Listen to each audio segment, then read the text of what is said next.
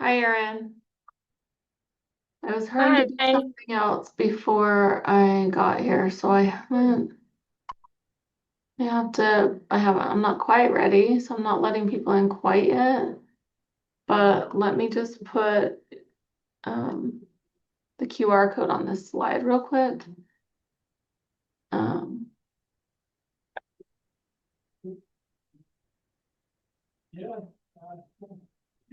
Let me put this QR code on and let me change it to you, and then you'll have to share it back with me. Have you done that Okay. before, like Thomas does? I'm making you the host, but then you'll have to share it back with me somehow so that I can. Um, Because I can only see, I don't know what I did now. Yeah, I can't see all the participants anymore. So you'll have to kind of do something like, oh, I'm sending you a request that I can share. Okay, I clicked it. Do you want me to start letting people in? There's 10 people Yeah, let in the people room. in. Yeah, that'd be good. And I'm just gonna put the QR code on here and then I'll share my screen.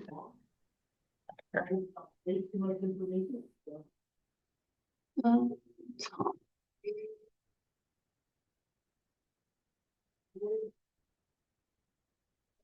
Okay, you have the link and the QR code, right? So you can put the link in the chat.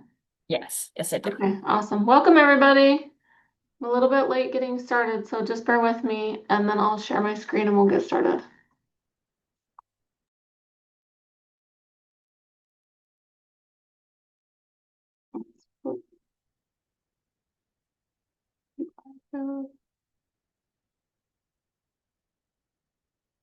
Okay. I hope you guys are excited to be here. I love teaching mindset classes. Mindset is a super important thing that sometimes goes neglected, but it's super important where your mind is. And so hopefully this will kind of just be a jump start for you guys for the weekend. You can kind of go over this and make a new start if you need it as far as your mindset. Okay, let me share this one.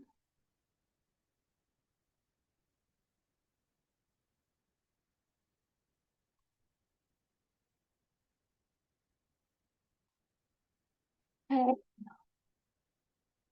Hopefully you guys can see that. We're talking about mindset today. Um, how to keep your head in the game. And right now, you definitely will hear different things if you're talking to people about mindset and just about the market. So let's just real quick, if you don't have any background noise, feel free to unmute yourself. If not, feel free to put things in the chat while we're talking too, but feel free to it's a kind of a small class. So the more participation we have, the better it will be for everybody. But just think right now, how do you feel about the market and what do you think is going on in the market right now?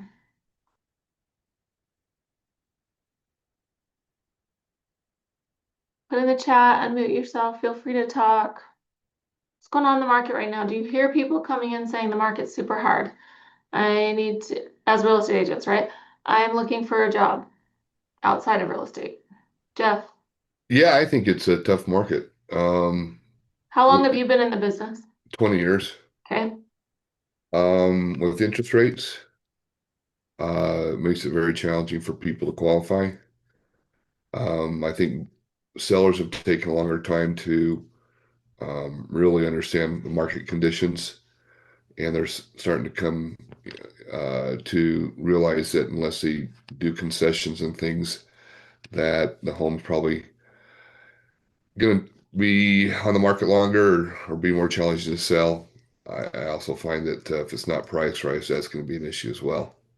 Right. Um, and I've talked to a few of the title companies, and they're slow. Okay. Um, Yeah, we're so all slow, right? Like everybody, it's such a competitive market, right? So yeah, but we got more inventory. It doesn't mean that there's more buyers too, and stuff. And if it's not priced right, it's not selling, I don't think.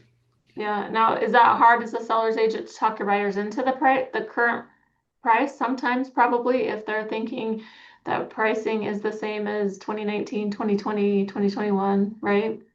Yeah, I found there's basically two types, probably more than that, but either people are going to listen to you or they're not. And I've had experiences that when they don't, it doesn't sell. And they like to point fingers at that point. Sorry for the repetition there, but uh, that's because they didn't want to grasp the truth. And then those who do listen and follow the things you tell them, I sold a home in less than a week because the sellers understood it. We did a comparison and they got an offer. And that's another thing. I think sellers also in the mindset that I'll wait for the right offer. My experience is that the first offer is probably going to be your best, just for the fact, especially in this market, there's buyers looking when the right home comes on the market, they jump on it and they don't want to slip through their fingers, so they act. And then over time, that value goes down. So there's a lot of real estate agents in the business, right? There's a lot getting out. Right. But the competition, right, in your market is pretty high. There's Yeah, what, 18 to 19,000 agents in Utah, right? And yep. about how many deals do we have every month? Do we? Like as a whole, how many transactions are there in Utah every month? That I can tell you.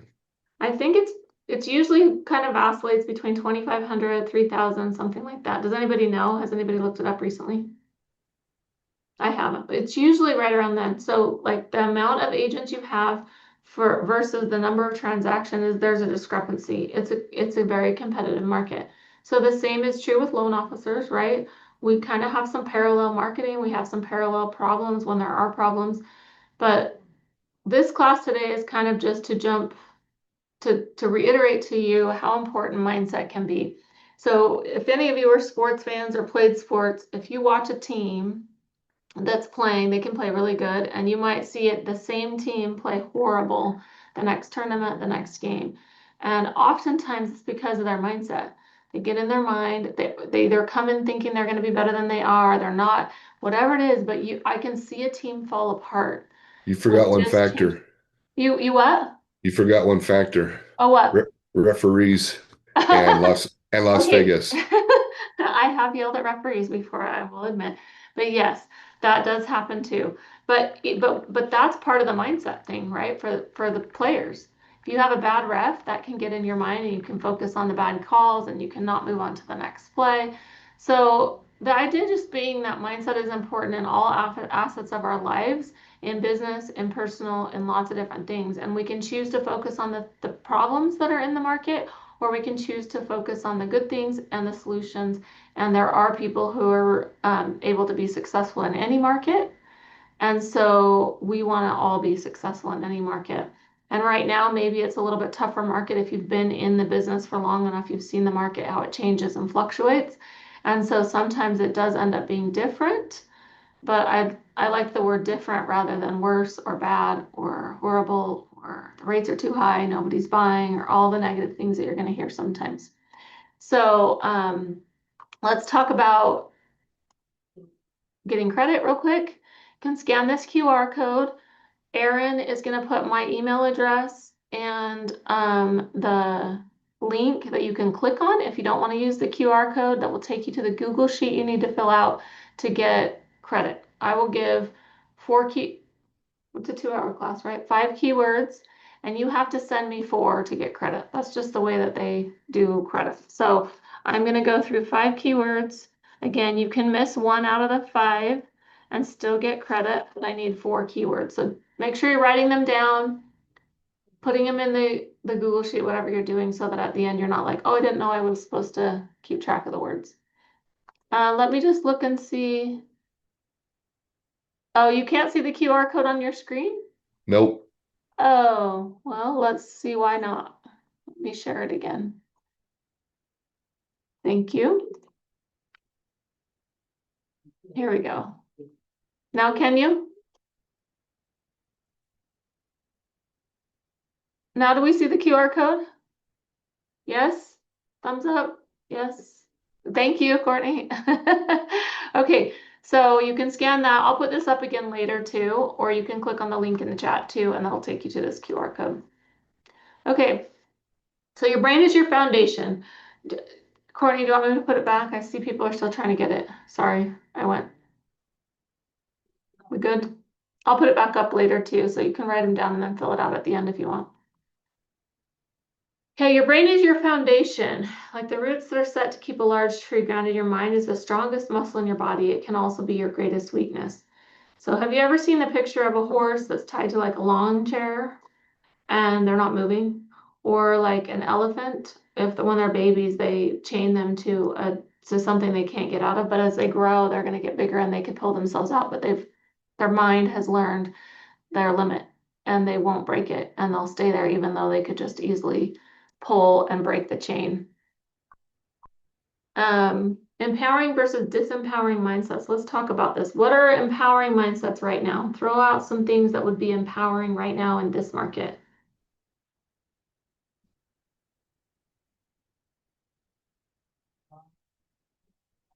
Let me pull up my chat. I can get as many listings as I want. Thank you, Courtney. Okay, that's a very empowering mindset. Good. It's another one right now that you could use. What's a way to be empowering instead of disempowering when you talk about the market and about your business? I've done You're this not a victim. before, been through this before, and Good. I've always made it through just fine. Good. I like it. Who else was trying to talk? I said we're not a victim. Good. Good. We're not a victim. Okay. Well, yeah, that's super important, right? Okay. What are some disempowering ones? We talked about a few of them. I'm just going to kind of rattle them off. This isn't our focus, but the rates are too high. Nobody's buying. Everybody's waiting. People are just on the fence. I don't have any business right now. Lots of sorry, I'm not supposed to say right? Isn't that one of the rules of public speaking? Again, I said that. Okay, so there's lots of ways that we can, you can have somebody come into your office and they have the same 24 hours a day. They have the same marketing budget. They have the same everything. And 2 different people, one can be successful and one can't. And so ideally, we're trying to figure out what does make people successful in this business. What does make people to be continuously successful, not the up and down, right? We all want to be, we're going to go up and down a little bit, but we want to be elevating as we go up and down a little bit. And so we're going to talk about that a little bit. When you encounter a challenge, your mind will take one of 2 routes. Empowering, I've got this. How can I make this work? I'll prove them wrong. Or disempowering, it's too hard. It's not worth it. I can't do it. Go hide under your blanket, which I do sometimes. We all do. Right? So it's not that we aren't going to ever have problems. We're not going to ever have anything that's hard. We're not going to ever have anything that gets us down. But how long do you stay down? 5 minutes, 10 minutes, a year, 10 years? So when we get knocked down, we have to get right back up and we have to fight those comments or those thoughts that come in our brain that tell us to not continue forward. Our brain is wired to keep us safe. And so oftentimes when we're progressing, improving, becoming better, going to the next level, it's not going to be comfortable. And so if you really want to be successful and take yourself to the next level, you're going to have to learn to be able to be uncomfortable sometimes. and that it's okay and that you can handle that uncomfortable feeling. You're going to have to choose between the pain of growing through the challenges and pushing through the success, or the pain of giving up and never knowing what you could have done. How many people could have been successful had they just been able to get over that hump of a little bit of uncomfortable, but they gave up right before they were successful? So that we don't want that to be us. Have you guys ever heard, and if you've been to one of my classes, I'm sure you have, the buffalo and the cow analogy? So how do they handle a storm? Cows run away from the storm and they spend a lot more time in the storm as they're running away from it. Buffalo charge through the storm and spend less time in the storm. So I have a buffalo in my office with a little saying, spend less time in the storm. Because we're all going to have storms. We're all going to have hard things. We're all going to have deals that are blowing up or going sideways every once in a while. Hopefully that's very few, right? But we're going to have hard things. And not even with our work. We have to realize that everybody has stuff in their personal life too that they have to be able to deal with in order to be successful. And so everybody has those things. We all have the same 24 hours a day. We all have the same things that we're dealing with, or problems that we're dealing with. Okay, your plan and reality. Okay, when we start something, let's say, remember back to when you were a brand new agent and you were just starting and you thought it was going to be so easy, and agents make so much money and they don't have to do anything, right? Have you ever heard that? So your plan is, okay, I'm going to be an agent and I'm going to be my own boss and I'm going to make so much money and everybody's making so much money. And then we see reality. We call it informed optimism or informed pessimism, right? So you start with informed optimism where you're like, okay, everything's gonna be great. I know what I'm gonna do. Everything's gonna be great. And then reality hits. And so really success looks like that reality picture. And we don't see that. A lot of times it's under the water, like a duck paddling as fast as they can, right? We don't see that. When somebody's super successful, we don't necessarily see how they got there. And so it's hard to see that it does take hard work and effort to get to the place where you want to be, because the person who's already there, you're not seeing all the hard work that they did before. As soon as you start to tell yourself in your perception that you can't do something anymore, then your biological system will adjust to prove you right. So I used to think, people would say, if you say it, it will happen. Like, how can that be possible? We're not magicians, it's not magic. But the idea of that what you think about is where you will end up. So what you're thinking about, if you're always thinking about, I can't do it, I can't do it, I can't do it, I'll never be successful, you won't be. Because that's what you're constantly thinking about. If you're constantly thinking, I am successful, I'm going to be successful, I can do it, I've got this, and you get up and actually put in the reps, then you're going to be successful. So I have a quote here that I've read before, and I'm going to read it real quick for you. It's on my wall in my office, and it's called Becoming Elite. It's from a book. I can't remember what book, haha, but it's from a book. If I remember, I'll tell you. And it just says, when does a champion become great? The obvious answer seems to be when the individual reaches a high level of performance, such as winning a gold medal. But as I considered my own question further, I came to the conclusion that greatness is not achieved when the result is reached, but rather long before that, when an individual chooses to do the things that he knows he needs to do. Let's stick with the Olympic athlete as an example. The athlete becomes great not when she breaks a world record and wins a medal. That's when the world recognizes her. But in reality, the event is just the evidence of her greatness. The athlete achieved greatness months, perhaps years earlier, when she decided to run the extra mile, swim the extra laps, or to perform just one jump more. I would argue that Michael Phelps didn't achieve greatness when he won his 18th gold medal or when he won his first. He became great when he decided to do the things that would allow him to win. I want to read that again. He became great when he decided to do the things that would allow him to win. What are the things that would allow you to win? If you have a piece of paper, write down 3 things that would allow you to win. No matter where you are in your real estate business, you would like to be higher. I mean, everybody would accept more deals, right? So nobody's ever hit the place where they're like, oh, forget it. I don't need anybody else to help. I've got it, right? We're all like, oh yeah, I'll take another deal. So what could you do now to elevate? So what are 3 things that you could do to allow you to win? He achieved greatness the moment he chose to put the effort into his training, spending the hours in the gym and pool and eating the foods his body needed instead of those he wanted, strengthening his mental resolve. The gold medal wins were simply the evidence of his greatness. Michael Phelps had actually achieved greatness many years earlier. Results are not the attainment of greatness, but simply confirmation of it. You become great long before the results show it. I love that.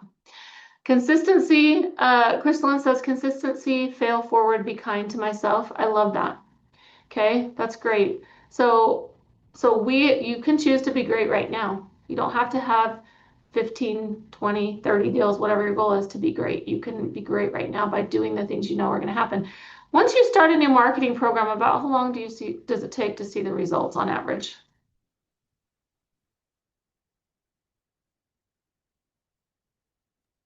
A year. Okay, a year. Okay, we usually say 3 to 6 months, but it could take up to a year depending on what you're trying to do, right?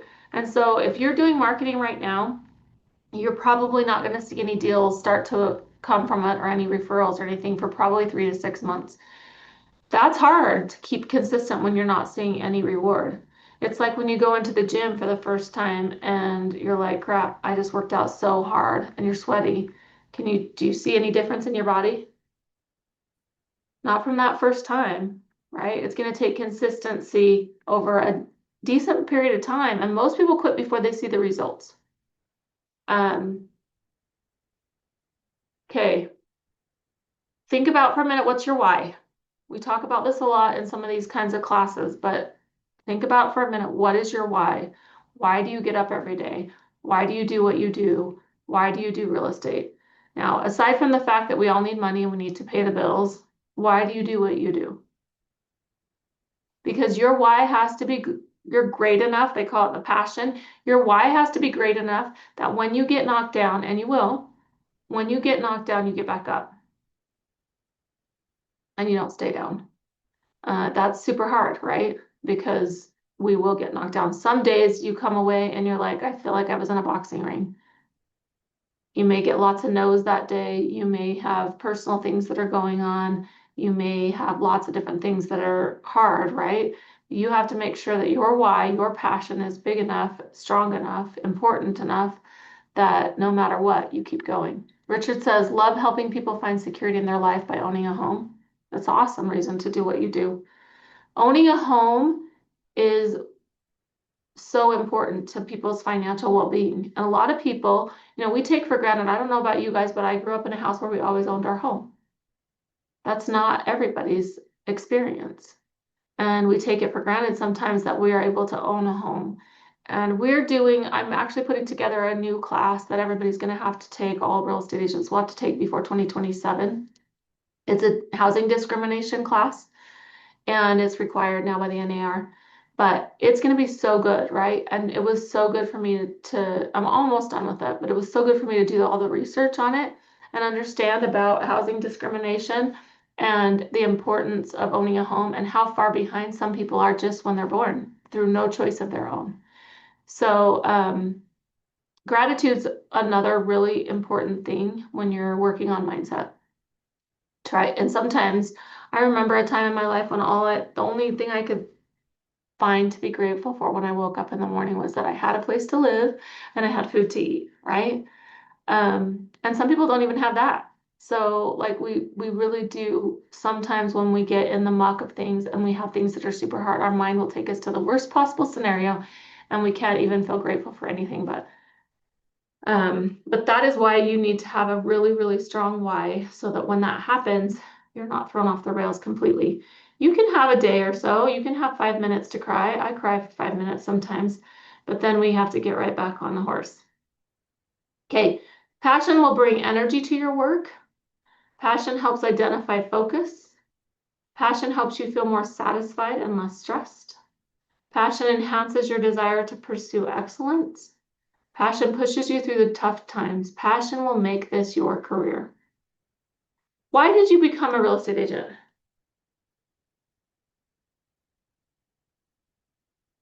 Anybody want to tell us why? Why did you become a real estate agent? Everybody has different reasons, but why did Can somebody give us their reason? Why did you become a real estate agent?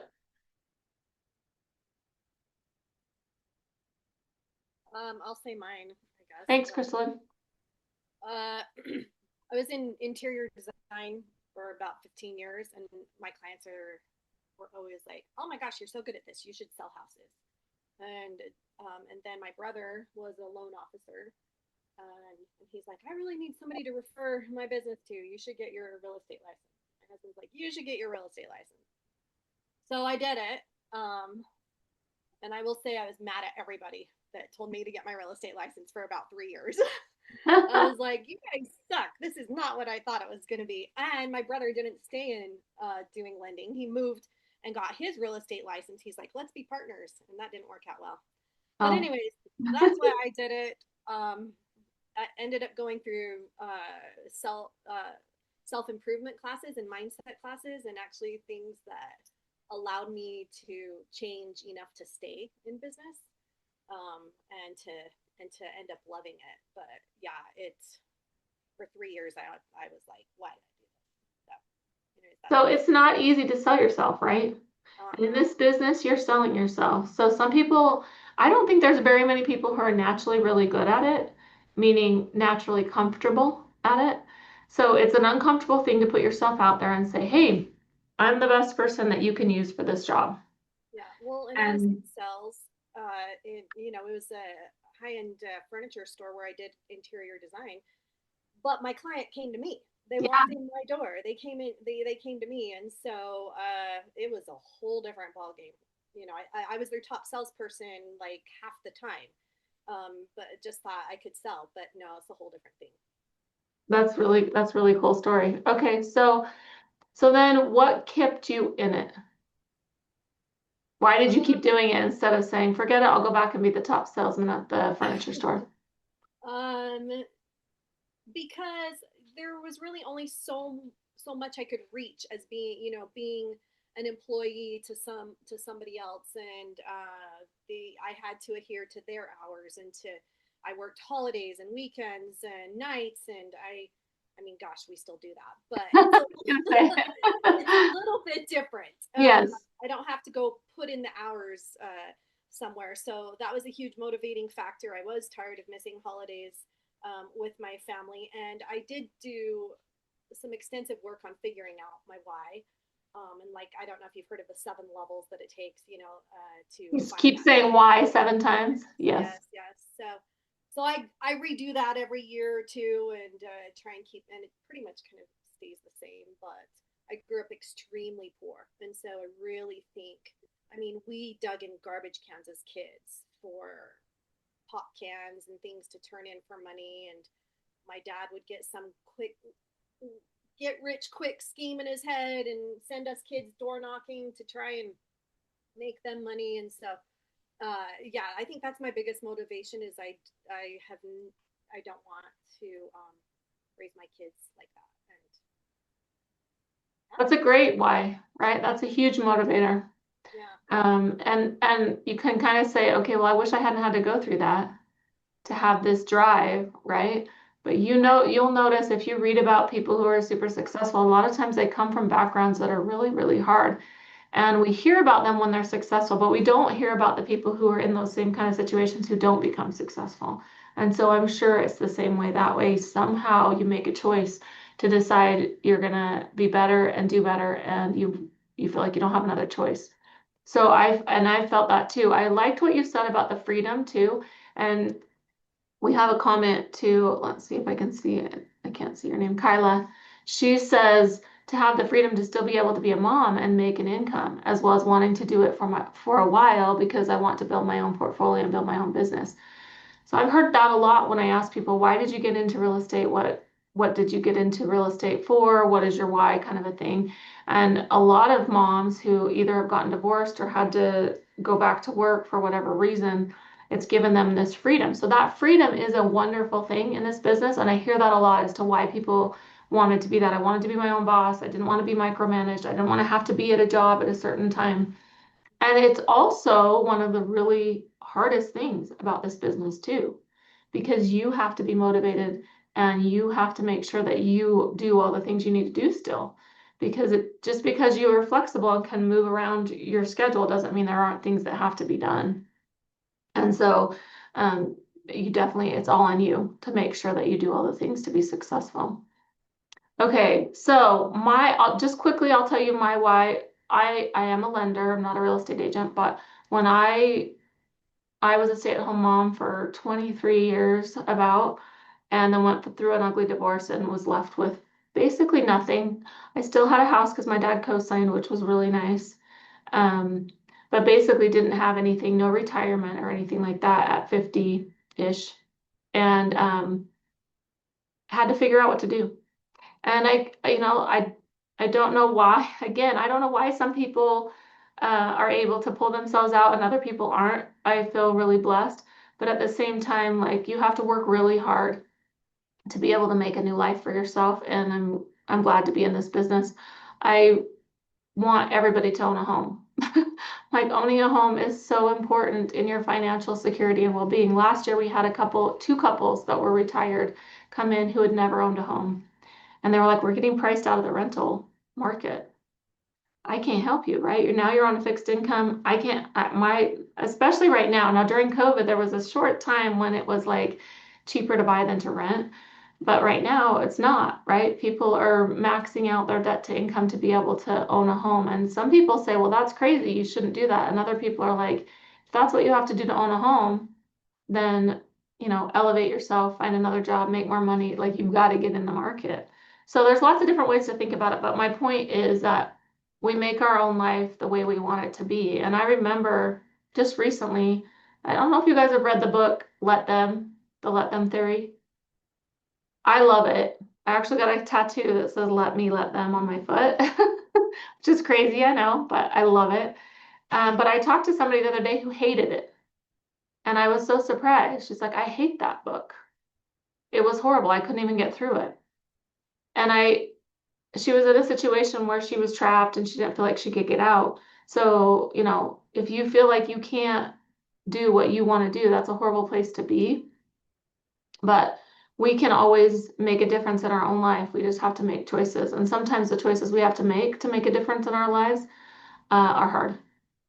So make sure you know what your why is. My why is that I want to make a better life for my kids, and I want to be able to help my kids if they're ever as desperate as I was.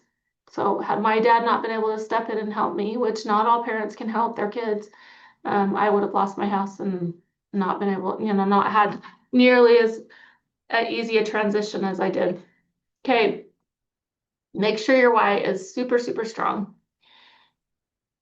In our hyper-competitive world, it's easy to fall into the trap of believing that success at any cost is the only path to achievement. Okay, what are we talking about here? What is success to you? You can share if you want, but just think about what is success to you. Now, it's different for everybody. Success for one person might be making $1 million a year, or making 500,000 a year, or paying off their house, or it could be monetary. But success has other faces too, right? For someone, it might be being able to stay at home with their kids, even though they're sacrificing. So I did never have a lot of money when I stayed at home and when I was married, but I wanted to be home with my kids, and so I did, right? And I probably should have gotten a job while I was home. Look at all you working moms who were working and doing it all, and I'm doing that now. But at the time, I just thought, I can't do that. But most people right now, two-income households to buy a house.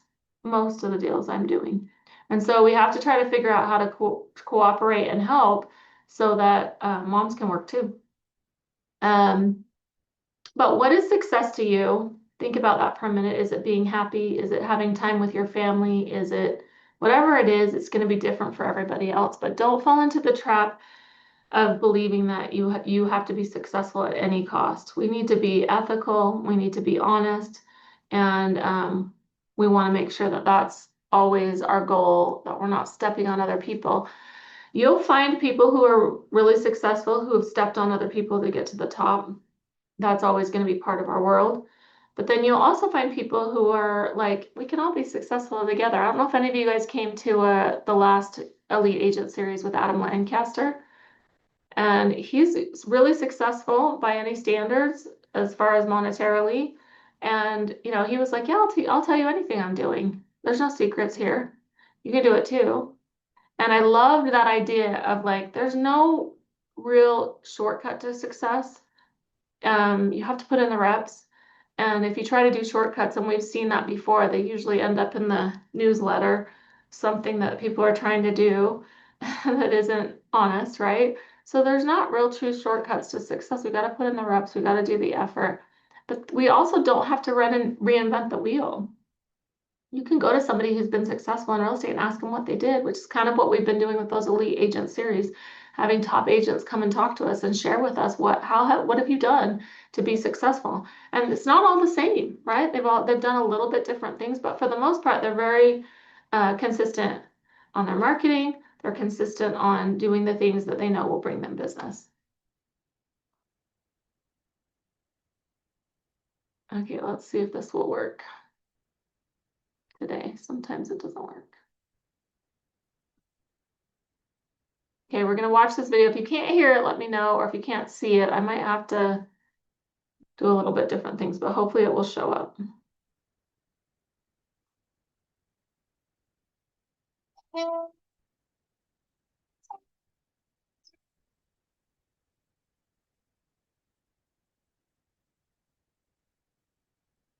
When I was 7 years old and my sister was just 5 years old, we were playing on top of a bunk bed.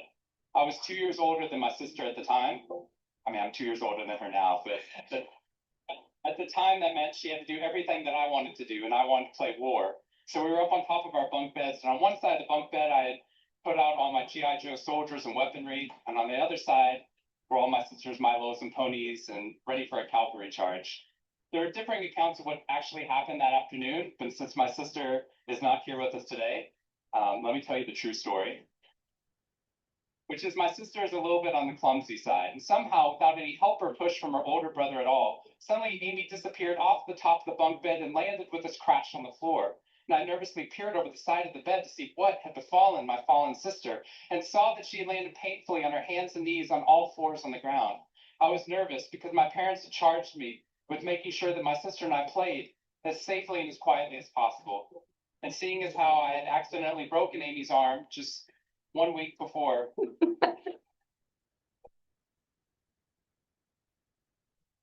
heroically pushing her out of the way of an oncoming imaginary sniper bullet, for which I have yet to be thanked. I was trying as hard as I could. She didn't even see it coming. I was trying as hard as I could to be on my best behavior, and I saw my sister's face this wail of pain and suffering and surprise, threatening to erupt from her mouth and threatening to wake my parents from the long winter's nap for which they had settled. So I did the only thing my little frantic 7-year-old brain could think to do to avert this tragedy. If you have children, you've seen this hundreds of times before. I said, Amy, wait, don't cry, don't cry. Did you see how you landed? No human lands on all fours like that. Amy, I think this means you're a unicorn. Now that was cheating, because there's nothing in the world my sister would want more than not to be Amy, the hurt 5-year-old little sister, but Amy, the special unicorn. Of course, this was an option that was open to her brain at no point in the past, and you could see on my poor, manipulated sister's face conflict, as her little brain attempted to devote resources to feeling the pain, the suffering, surprise she just experienced, or contemplating her newfound identity as a unicorn. And the latter won out. Instead of crying, instead of seizing our play, instead of waking my parents with all the negative consequences that would have ensued for me, instead, a smile spread across her face, and she scrambled right back up onto the bunk bed with all the grace of a baby unicorn. With one broken leg. We stumbled across. At this tender age, just 5 and 7, we had no idea at the time, was something that was going to be at the vanguard of a scientific revolution occurring 2 decades later in the way that we look at the human brain. What we had stumbled across is something called positive psychology, which is the reason that I'm here today and reason that I wake up every morning. When I first started talking about this research outside of academia, out with companies and schools, the very first thing they said to never do is to start your talk with a graph. The very first thing I wanted to do is start my talk with a graph. This graph looks boring, but this graph is the reason that I get excited and wake up every morning. And this graph doesn't even mean anything. It's fake data. What we found is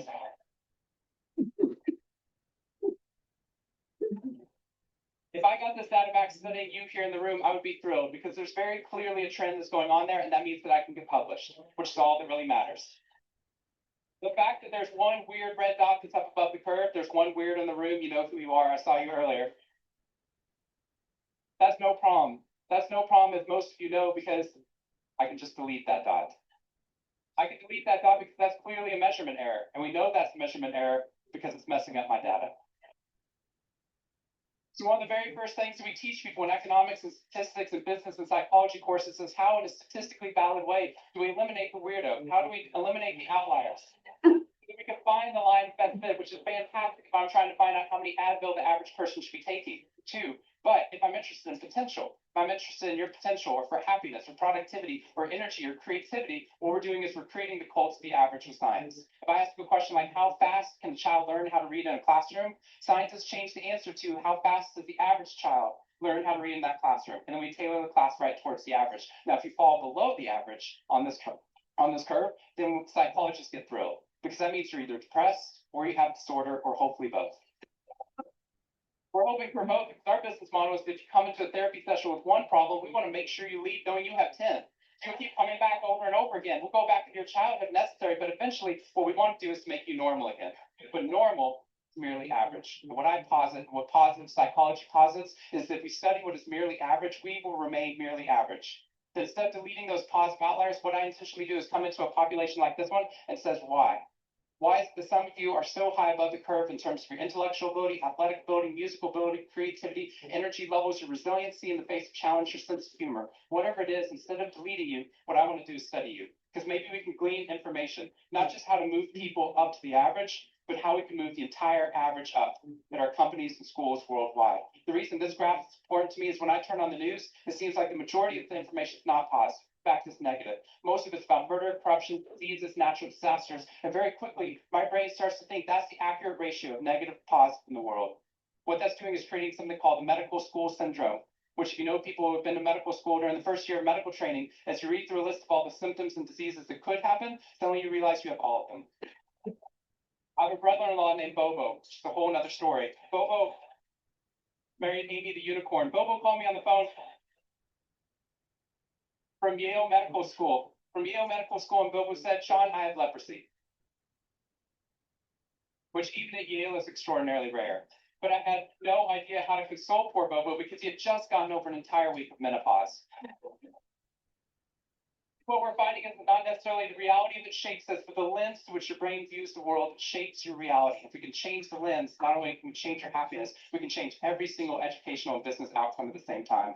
When I applied to Harvard, I applied on a dare. I didn't expect to get in, and my family had no money for college. When I got a military scholarship 2 weeks later that allowed me to go, suddenly something looking at possibility became reality. When I went there, I assumed everyone else would see it as a privilege as well, because they'd be excited to be there. Even if you're in a classroom full of people smarter than you, you'd be happy just to be in that classroom, which is what I felt. But what I found there is while some people experienced that, when I graduated after my 4 years and then spent the next 8 years living in the dorms with the students, Harvard asked me to. I wasn't that guy. But what happened,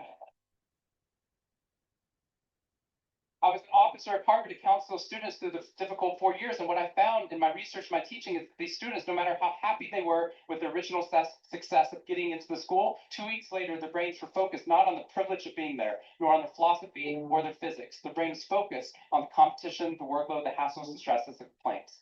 When I first went in there, I walked into the freshman dining hall, which is where my friends from Waco, Texas, which is where I grew up. I know some of you have heard of it.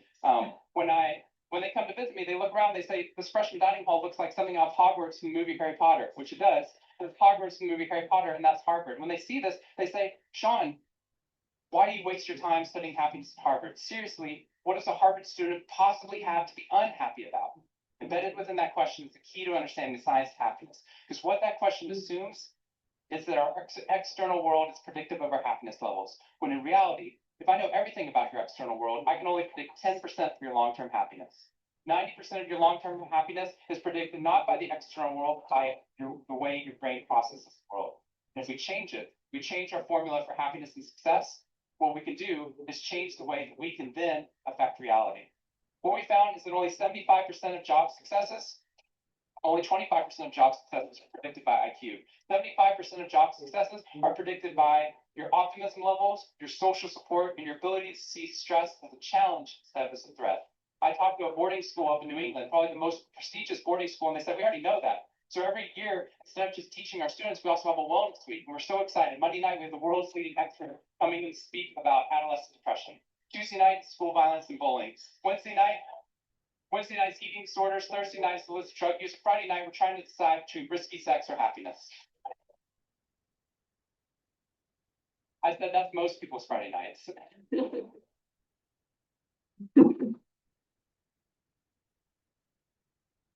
Which I'm glad you liked, but they did not like that at all. Silence on the phone. And it's the silence.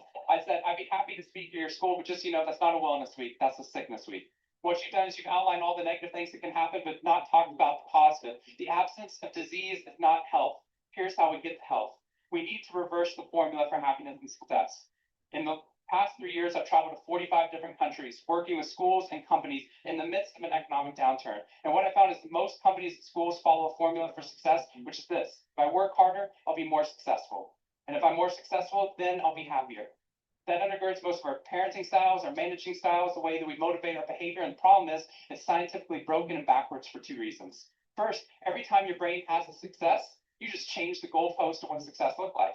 You got good grades, now you have to get better grades. You got into good school, now you have to get a better school. You got a good job, now you have to get a better job. You hit your sales target, we're going to change your sales target. And if happiness is on the opposite side of success, your brain never gets there. What we've done is we pushed happiness over the cognitive horizon as a society. And that's because we think we have to be successful, then we'll be happier.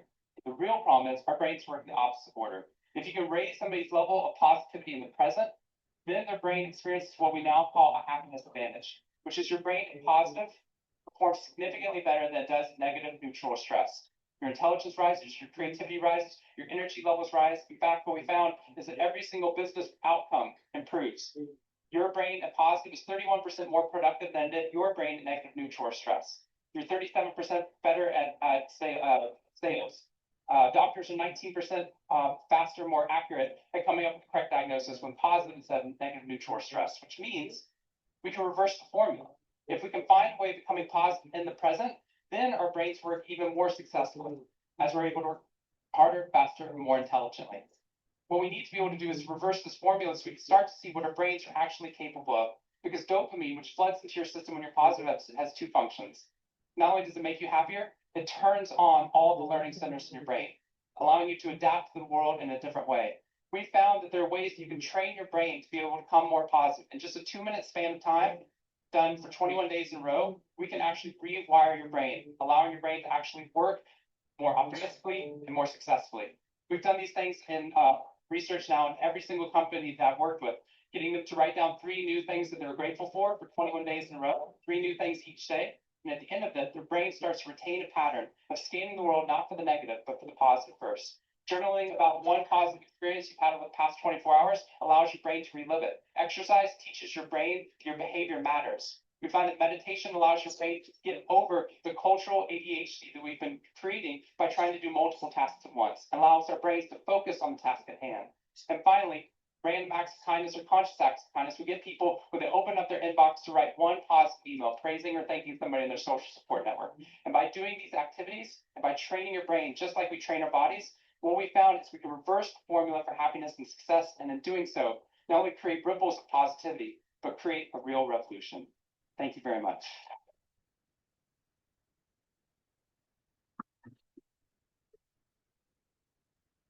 Okay, what's your first thought after hearing that?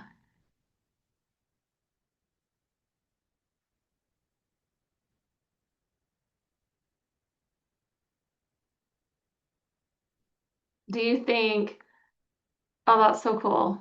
Did you take a picture of the things you can do to be more positive when it was on the screen? Did you think, okay, yeah, I'm gonna do that, or I'm gonna share this with somebody, or did you think, there's no way that that's gonna happen? That's too hard. I'm not gonna do that. I'm okay to where I am. Just think about how your mind's working. Are you scanning for the positive? I loved how he said that. Can you teach your brain to scan for the positive? So I currently have a son who's not functioning very good.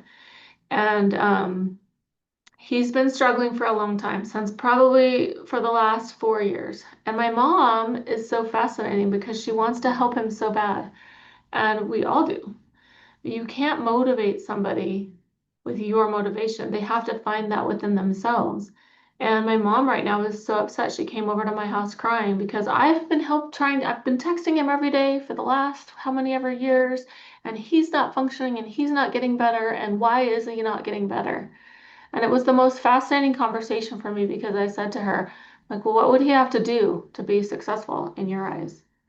Would he have to all of a sudden have a 40-hour-a-week job? Would he have to all of a sudden be getting up on time all the time?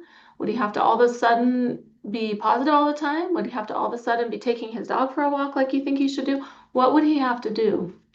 And it was fascinating to see her because I'm like, he's trying little bits at a time. There are positive things he's doing, but you can't see them because they're not enough for him to be successful to the point that you think he should be successful. And when I was listening to this, like this just happened literally like 2 days ago. But when I was listening to this right now, I'm thinking, okay, she's not scanning for the positive things he is doing. And he isn't going to be able to all of a sudden be at the top because it takes small steps consistently over time to get to a certain level. And once you're at the bottom, the real bottom, it's really hard to get up to the top. It's not impossible, but it's hard. And all of us around are saying, come on, just do it. We're doing it. Why can't you just do it? And I said to her, I'm like, think of something that you've wanted to change in your life for your entire life. You've always wanted to change it. It's always bugged you. Sometimes you've been able to do it, but then you always quit. Think of something like that in your life and think if somebody came to your house every day and said, why aren't you doing this? Would that help you? So just the idea of our minds, she has this whole different vision and she's been trying to keep it all together and she's finally like, I'm doing all this and there's nothing changing. And I said to her, he has worth no matter what. He doesn't have to be functioning and doing things to have inherent worth. And so I think there's this, like he was saying in there, there's this thing about success surrounding success. Well, if I just made more money, I'd be happy. Or if I just had a better job, then I'd be happy. Or if I just had a boyfriend, I'd be happy. Or if I just, whatever it is, I'll be happy. And so we're always pushing that happiness out. So I love this idea of retraining your brain to be happy now, no matter where you are, no matter what stage you're at, no matter what's going on in your life, and teaching your brain to see the good things because there's a lot of stuff out there. If you're, if we're filling our time with the news, like he was saying, like it's pretty much all negative for the most part. Doesn't mean that we stick our heads in the sand and don't pay attention to what's going on around us. But I love the idea that we can make a difference by being positive and just positive a little bit at a time. He talked about the Harvard. These kids have worked so hard and gotten into Harvard. That would be success at anybody's. Most people would say, okay, you're a success, right? Like, that's awesome. And they're still chasing that success. They don't feel any achievement in the things that they're doing. So try to look at the things you're doing every day and notice what you're doing and give yourself an achievement for what you're doing, even all the little things you're doing, especially if you're struggling with mindset a little bit or struggling with like, I'm not where I want to be. Notice what you are doing because we often overlook some of the little things that we're doing that are making us a success. So the same thing, like you're choosing to do all these things. You may not see your success quite yet, but give yourself the grace to be able to improve over time and notice the things you are doing. Another thing he said in here that I really liked was, how can you raise your positive in the present? So think about something, write something down, try to think of something you can take away from this class. How can I raise my positive in the present? We all have things that we're struggling with. We all have negative things in our life. How can I raise my positive in the present? I still have this big, hairy, audacious goal to make $1 million in a year, right? And I'm going to do that someday.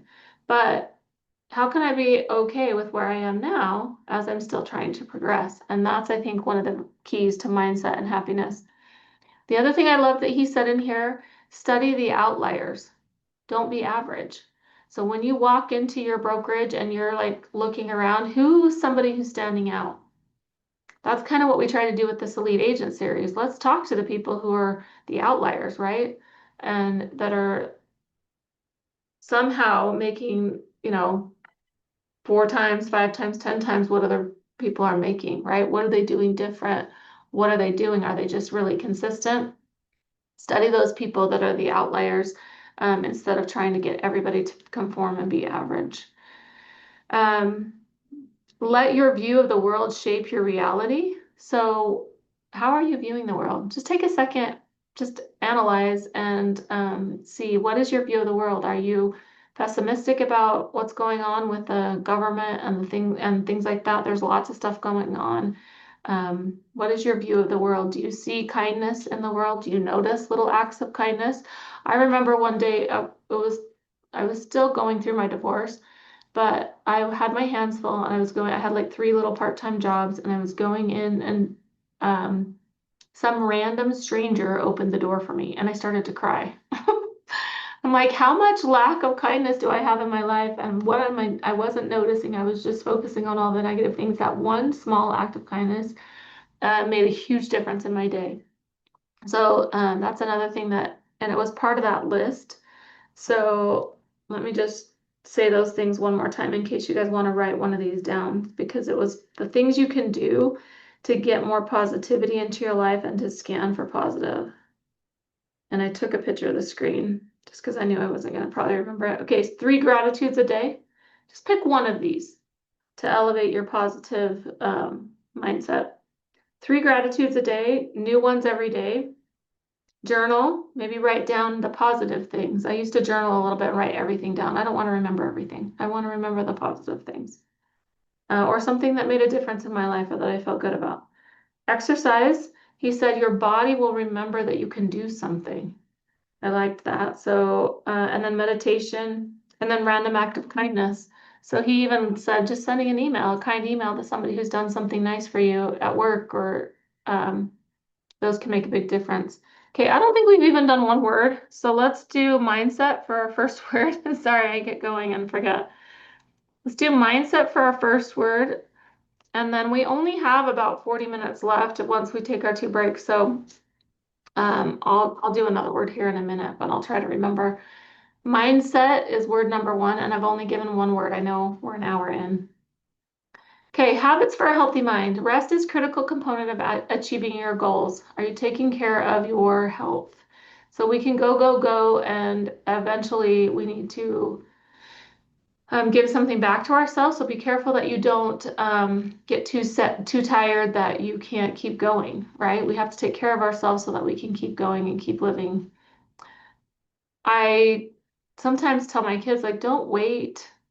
And I don't know if I'll get to this point, but I know I need to exercise more, right? I'm getting older, losing muscle mass, all the stupid things that we have to go through as we age. And I keep telling myself that I'm going to start exercising, but I don't, right? So am I going to wait until something horrible happens, some medical thing happens, before I make a change, right? Let's not wait for that. Let's know that we need to take care of ourselves. And that will help our bodies and our minds, so eating better, all those kinds of things. Schedule rest breaks into your calendar and treat them with the same importance as you would any other task. And I know, like Crystalline was saying, I was working weekends, I was working nights, I was working holidays, right? And you're going to have to do that sometimes as a real estate agent, but we want to use the hours that we have to be, as efficient as possible. So notice what tasks you're doing that you could either give to somebody else, or that if you're spending too much time planning versus actually doing. Kind of analyze your work day, your work week, and see what you can cut out. Now, yesterday in one of our meetings, one of the loan officers got up and said, I can't do everything. And I'm like, oh yeah, you'll never be able to do everything. And you won't, right? There's so many things you could do for marketing, for business, for everything. There's not enough hours in the day. There never will be. I go to bed every night with 10 to 15 things that I need to do the next day, right? But we have to try to analyze and tweak our days so that we're doing the things that are most important, most efficient, most likely to bring us business. And so analyze, are there low value activities that you're spending a lot of time on that aren't necessarily bringing you more business or more success that you could cut out or cut down on? Just as you set goals for your work or personal life, set goals for your rest time. These could include goals for getting enough sleep, taking regular breaks during the workday, or engaging in relaxing activities. Do you have something that you like to do outside of work? that brings you joy. Engage in activities that promote self-care and relaxation, such as going for a walk in nature, reading a book, or journaling. Make self-care a regular part of your routine and prioritize it as you would any other task. Pay attention to your energy levels throughout the day and adjust your rest schedule accordingly. Get out into nature, eat healthy, drink enough water, do some breathing exercises, meditation. So, funny story the other day, I haven't felt good the last couple weeks and I don't sleep well. I've got teenagers that my daughter shares a bathroom with me because my other son and his girlfriend share the other bathroom and she doesn't want to share with them.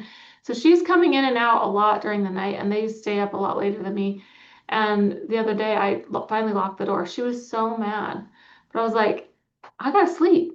It's midnight. I gotta go to sleep. Like, stop walking in and out of my room. So we have to prioritize that. But I know for moms, especially, it's really hard to take care of themselves. And maybe dads too, that it's hard to like prioritize your own needs. But you'll burn out if you don't take time for rest and relaxation and doing things you like to. Success at work is 1/3 technical skill and cognitive ability, while 2/3 is due to emotional competence. So if you are super good at your job, but you crash and burn because you don't take care of yourself, right? You're going to spend a lot of time in that crash and burn stage. And so we want to stay away from crashing and burning. We want to notice how we're feeling. Are we stressed? Are we trying to do too much? Are we feeling overwhelmed? Take a breath for a minute. Sometimes I just turn my phone off for just 10 minutes. I just need to turn my phone off for 10 minutes because, I'll go into a meeting and I'll have 30 texts when I get out of my 2-hour meeting. Or I'll go into my meeting and I'll have, 20 emails that I've got to respond to. But it's okay to just say, I'm just going to take a minute so that we don't get to the point where we have to lock the door. Right? I didn't even give her any notice. I just get out, lock the door, right? So I want to not get to the point where I'm crashing and burning. We want to notice how we're feeling, notice if we're doing too much, and take care of ourselves. Research has revealed that images or scenes that are accompanied by intense emotion will stay locked in our memory forever. The more passion, excitement, and energy we muster during visualizations, the more powerful the results will be. Think of something that you'll never forget. Something that happened to you that we'll never forget. Sometimes it's surrounded by really, really highs. Sometimes they're surrounded by really, really lows. But we want to try to create a life where we are enjoying and passionate about what we're doing. And so if there's something that's bothering you, notice it, deal with it, remove it if you can, so that you can make sure that you're functioning at the highest level possible. Crystal wants the YouTube video. Yeah, I will. We'll send that. We can send that link out when we send out our emails about credit.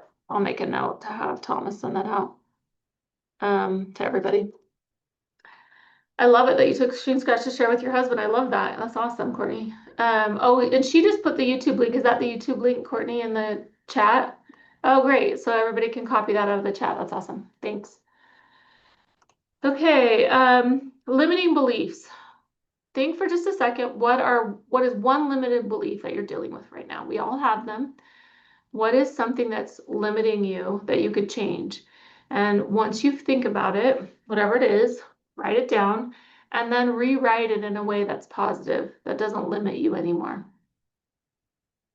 So, limiting beliefs and fears, the giant invisible barrier that you may not even know is in your way.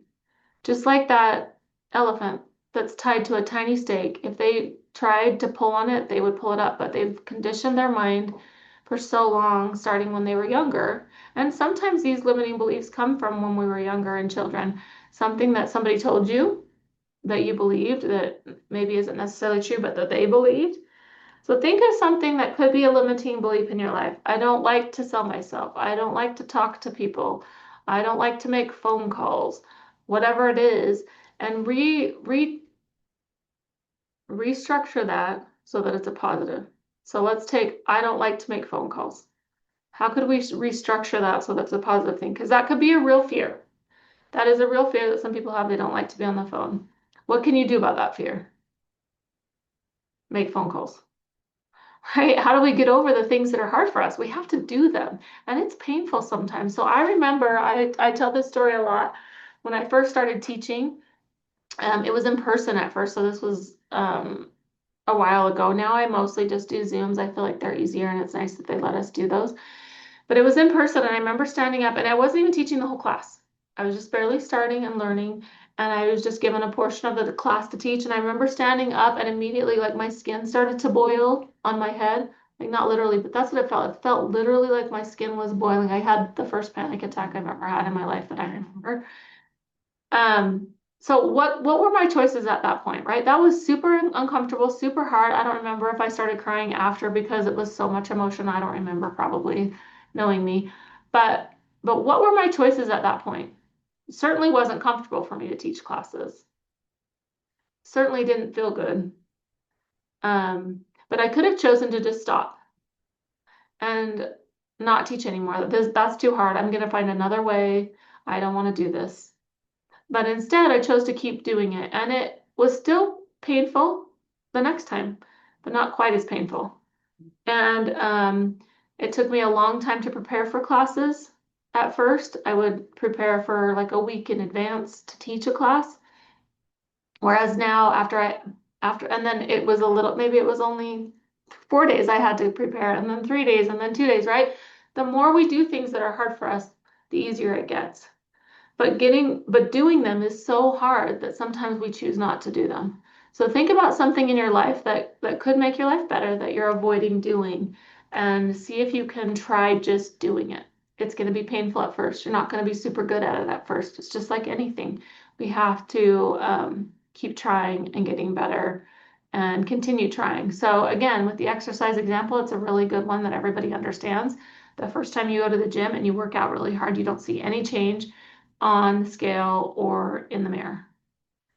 And two people who, and you know, if you go to the gym once a month, once a week, you're going to work out all those times, but you're not going to really see any difference. It takes constant, consistent effort to see differences in our lives and to make a difference, whether it's in our brains, in our, in our mindset, or in our physical appearance.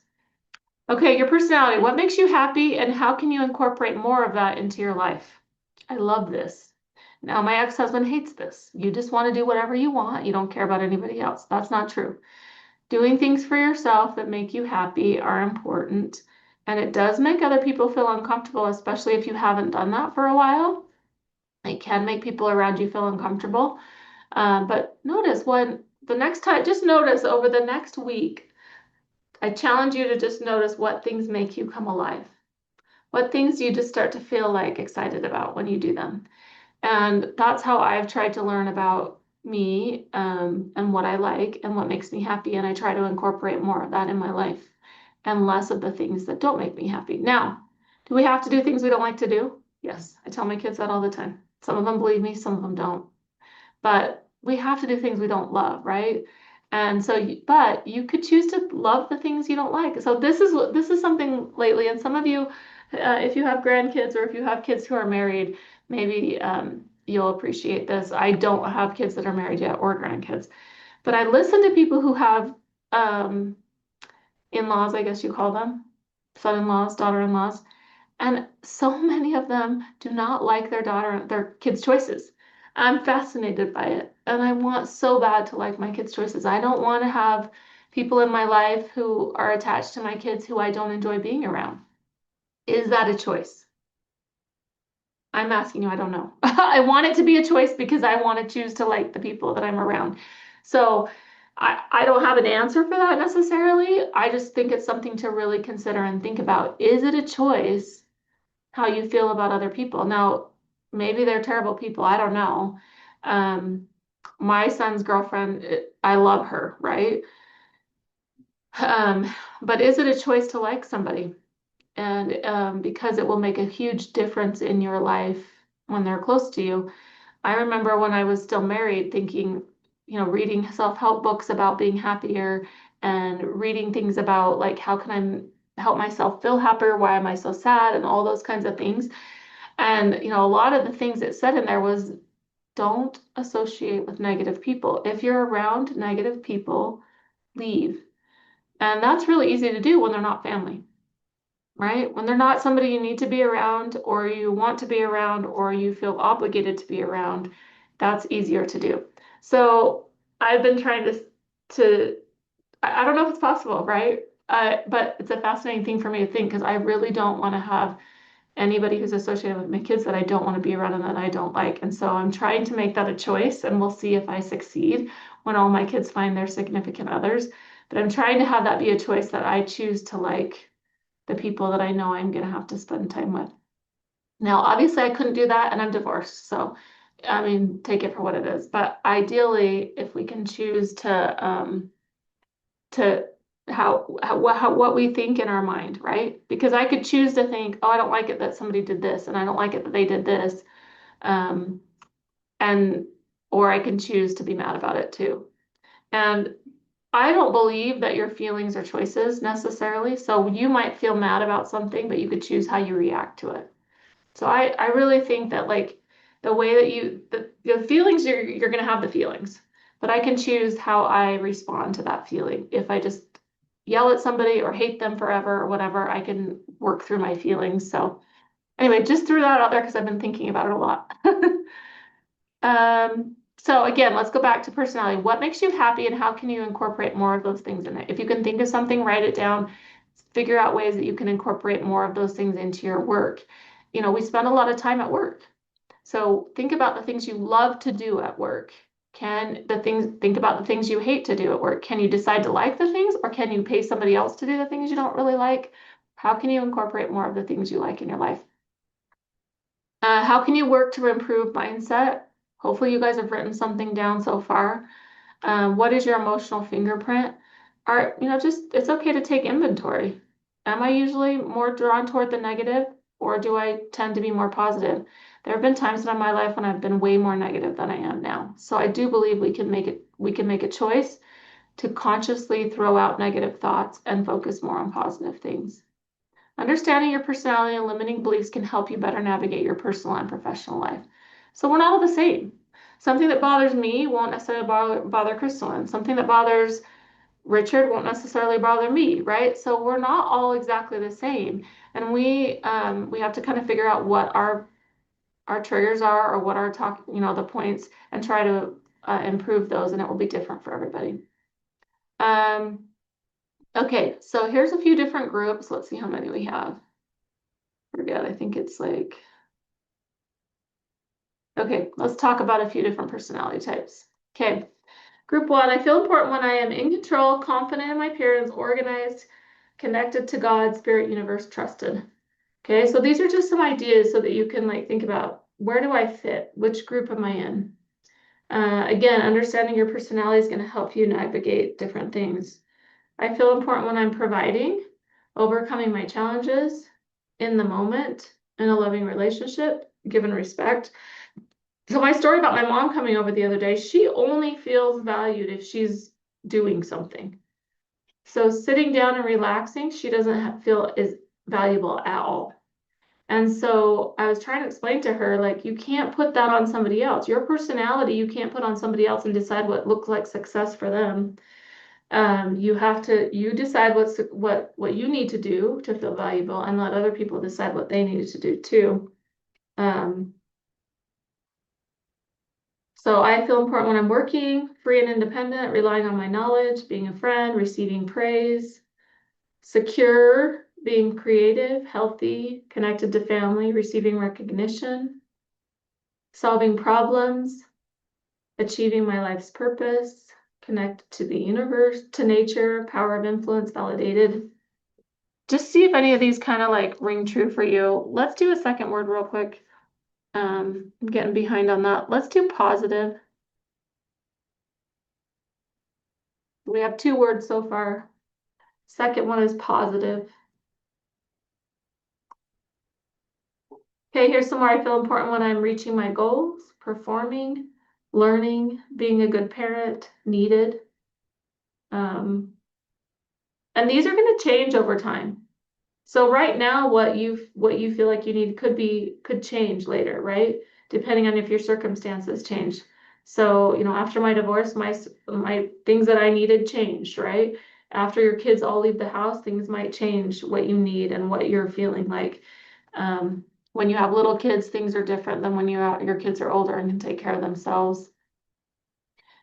If you have a job where you have to be there 9 to 5, then that's going to be different than if you have a job where you can be flexible. I feel important when I'm winning, experiencing life, honoring my standards, serving, accepted. Okay, so just think about, did any of those things jump out at you? Are there things that you know make a huge difference in how you feel about yourself? And make sure that those things are high priority so that you can feel successful and feel okay when you're trying to do all those other things. Okay, look at your 7. When 2 or more of those things are validated, so let's, I'm just saying think of one thing, right? But you could write down 7 things that are super important for you when you're thinking about yourself. When 2 or more of those things are validated, your mood improves. When 2 or more are offended, your mood worsens. Subconsciously or consciously, you will do anything within your belief system to defend your 7 things. You cannot take away one without replacing it with another. So think about that for yourself and try to just notice what you need if you're feeling, even if you're feeling fine, right? Sometimes we're feeling fine because we've just shut down and we're not even listening to ourselves. Okay. Okay, so I went through this really fast today. Does anybody have any comments or anything like that questions that we can answer? Anybody have any other parts that they want to discuss a little bit? Otherwise, we might end early.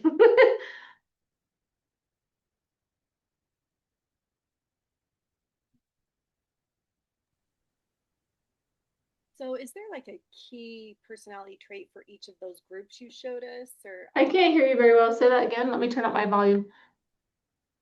is there like a key personality trait for each of those 7 groups? Like, hey, this person's your analytical, this person's your expressive, or things like I was curious because I was noticing a few different things that were important in different Yeah, and so that would be a really good thing that I could add to this class. That's a really good comment. I appreciate it. Because the different groups, like if you had a name for it, right, then that might be, but and this may be more of an analytical group 1. And I don't know, like we can label it, but I think it's okay to have like kind of create your own group too, right? So if you have I have some analytical things, but I also have some things that aren't so analytical. And so we can kind of create our own group of things that we like. Um, what was something, Crystalline, that was super hard for you when you started? Because you said, I got in and it wasn't nearly as easy as I thought it was going to be. It was totally different than I thought. You'd already had sales experience. Yeah. I think it would be really helpful for some of us if, if you could just expound on that just a tiny bit. I know I'm putting you on the spot and everybody wants to leave early, but expand on that just a little bit about how you were able to come out of that, because that's what we're talking about here, right? You could have just gone back to your other job and said, I'm super successful at this other job. Why do I want to do this? But there were reasons why you did, and you kind of shared that a little bit. Yeah, so when my brother decided he was going to be a real estate agent when I was going through my classes instead of a loan officer, I was counting on his referrals. And then he's like, okay, be my partner doing this. All right, he's very structured, do everything a certain way. He's very bossy, and he's my younger brother, so that was hard. But he was like, okay, every day we're going to be on the phones from this time to this time, and I would do it. I would be on the phones, and they have you start off by calling everybody and I will say that it kind of felt like the main thing that I was getting from my SOI was like, oh, that's great, good luck, call us when you have more experience. And I would even talk to people that were like, yeah, we're going to buy and sell, but we're going to go with someone that has more experience. You're just starting this. So my mindset was, oh crap, I have to I have to call strangers. Oh my gosh, I'm going to have to find people that don't know I'm inexperienced. And start there. And I put in the time. I put in the years of calling. And I remember going through phases where I think it was like the first 6 months of calling all the time. I would actually get physically ill going to the office to go make these calls because I hated it. I didn't want to do it. And I remember there was a time where I was doing better, and I was having more confidence on the phone, and I was starting to set appointments. And then I had like this, I didn't realize at the time, but I went through this self-sabotaging time frame where I just stopped doing what I was doing. And I think it was the fear of success, not that I knew it at that time, but success in my mind was having money, because that's how my dad programmed me, that he was this unhappy, not successful person because we were always poor, right? And so had a very much a negative mentality around money. I don't know. So I really did sabotage my success. I was doing well with being consistent with the phone calling, but I started getting sick, and instead of pushing through it and being that buffalo going through the storm, I was retreating and feeling like, I told my brother I can't be partners with him anymore. I'm thinking about getting out of it. And there were two things that happened that I chose to do so that I could stay in the business. And that was, I enlisted in a class called Present Yourself. Oh, what? I didn't hear it. I enlisted, well, I started going to classes at 3 Key Elements, which is a very much a self-help place. I did their first body language show that was a freebie, but then I started paying for classes. And the one that did the best for me was a class called Present Yourself. And it was just basically about being able to speak to people without being afraid, whether it was one-on-one, whether it was on the phone, whether it was in a crowd or public speaking, which all of that is super easy for me now. I will say maybe up to, depending on the size of the crowd, I'm sure if it was really big, I would be shaking in my boots. But I did that, and then I also decided to go work for a superstar. So I found somebody in the business that was extremely successful. He was hiring, looking for an assistant. And so between those two, I did what it took to improve my self-confidence. So I wasn't afraid to talk to people. And then I worked for him, and just working for him and with him, really, I got to listen to his personality style and his systems, and it just being around it all the time. So let me see if I Go ahead. Just being around it all the time. Just being around it all the time, I absorbed his confidence. I absorbed his skills, and it got to the point where he wanted for me to be his business partner instead of his assistant. So it was life changing for me to do those things and invest in myself. I love that. Okay, so investing in yourself makes a huge difference. I really appreciate you sharing that, because I know that I have struggled sometimes watching somebody who's really successful and thinking, well, I can't do that, right? But we don't really know what it means to do that until we start walking those lines. And you said even like making the phone calls, you hated it, but you kept doing it, right? And so and when we're talking about mindset a little bit, you can keep doing it and maybe throw a positive spin on it. This is the way I'm gonna get business. I've got to learn to, maybe it's not my favorite thing to do, but at least when you're getting started, sometimes that is the way to get business. And then hopefully as you do more and more transactions, then you get more and more referrals, right? We all want referrals the most, and sometimes that it takes a little while to get to that point. Yeah, and still to this day, I still hate making phone calls. Okay. It's not something I ever learned to love. The only time that I feel like I have to give something of value in order to ask for a referral. I hate asking for anything, and that's probably a limiting belief of my own, but I base my business model on spoiling my client events, gifts, birthdays, holidays, things like that. And then it just keeps me top of mind, and that's how I run my business. I run my business by doing that. But it's also one of my love languages is gift giving, and so I base my business around that. That's awesome. So we always talk about the golden rule. I didn't talk about it in this class, but we talk about the golden rule of do unto others as you would have others do unto you. And I started really liking the platinum rule of do unto others as they would have done unto them. Because we all, like you said, love languages, right? Like we all have different things that make us feel good. And so if we can kind of learn to notice what makes somebody else feel good and treat them the way that they want to be treated and the way that makes them feel good, that's a really good thing to learn too. Another thing that I really loved that Crystalline said was she had basically a mentor. So, and we can do that after we've been in the business for a while. We can say, you know what, I want to go to the next level. Who's somebody who's higher than I am that's at another level that I can go and shadow? How did you get from A to B? Because sometimes we feel stagnated a little bit. Sorry, I don't have any water. Sometimes we'll start to get stagnated. You'll go up a little bit and then you'll kind of hit a plateau and you're like, well, how do I get to the next level? What do I need to do different to get even further? And so it doesn't mean that even if you've been in the business for a while and know how to do all your forms and know all that stuff and know so much about everything that you can't go to somebody and learn how to market differently or something that they're doing that might make a difference and take you to the next level. Another thing that sometimes is hard for people in our types of business is you can't ever stop. So in other types of businesses, right, you go to work every day and you've got to work hard, but you always have a salary or you always have, that money coming in. With us, it's like, okay, how many deals did you do in October? Doesn't matter. I got to do that many this month too, right? So we're never really hitting that. And that can be really hard on some people's mindset. And it was hard for me for a little while to try to get, okay, I can't do it, but I've got to do it. Oh, thank you. She brought me some water. Um, so that can be really hard.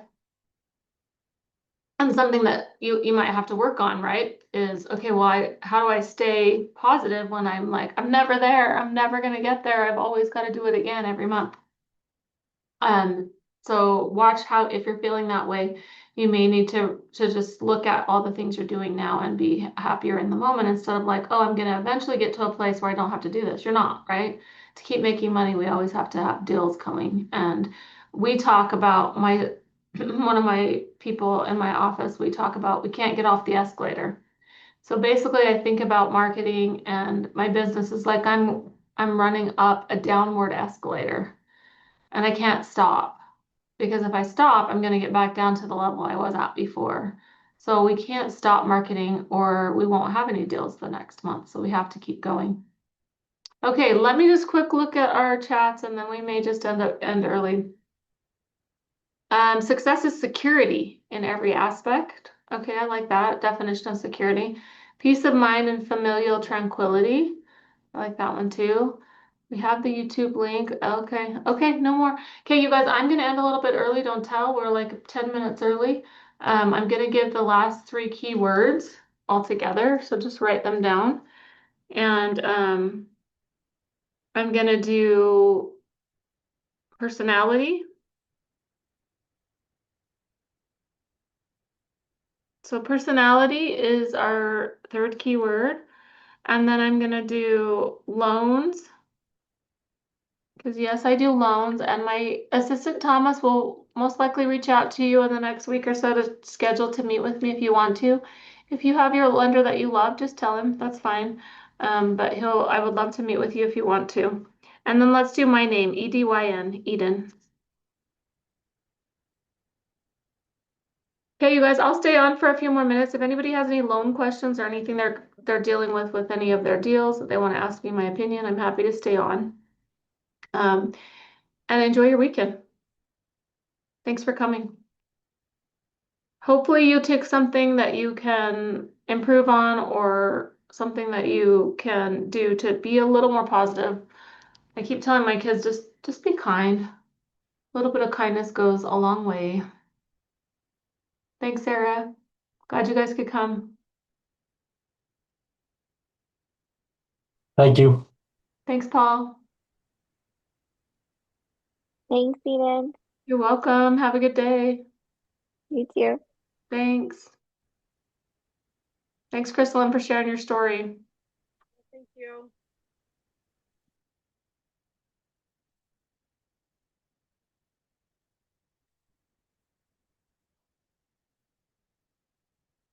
Oh, I should have put this QR code back up. Did everybody get the link? Oh, thanks, Erin. The link's in the chat again too, if you guys didn't get it. I should have done that at the end.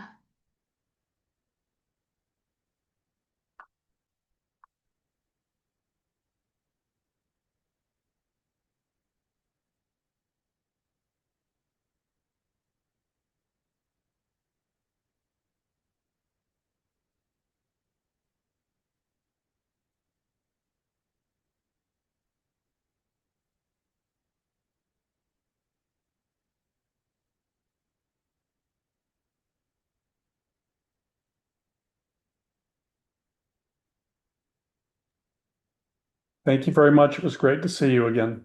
Thanks, Lynn. Glad you could come. Thank you.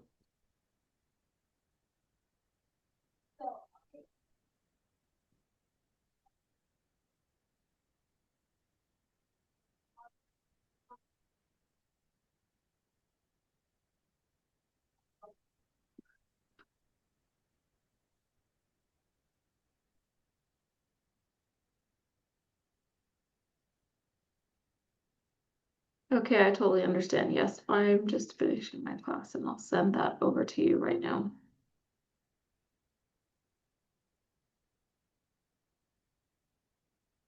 Okay, have a good day, everybody.